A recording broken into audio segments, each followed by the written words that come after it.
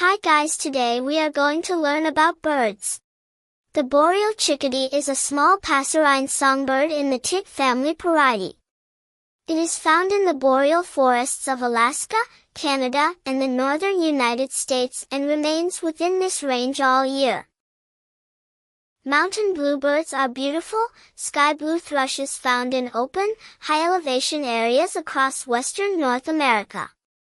They are cavity nesters, readily using natural cavities or nest boxes, and have a fascinating aerial hunting style, sometimes hovering like a kestrel to catch insects. Bicknell's thrush is a medium-sized thrush, at 17.5 centimeters and 28 g. One of North America's rarest and most localized songbirds, it breeds on coniferous mountain tops and disturbed habitats of northeastern North America.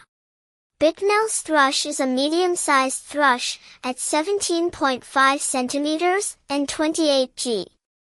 One of North America's rarest and most localized songbirds, it breeds on coniferous mountain tops and disturbed habitats of northeastern North America. Eagles possess incredible eyesight, several times better than humans, allowing them to spot prey from great distances.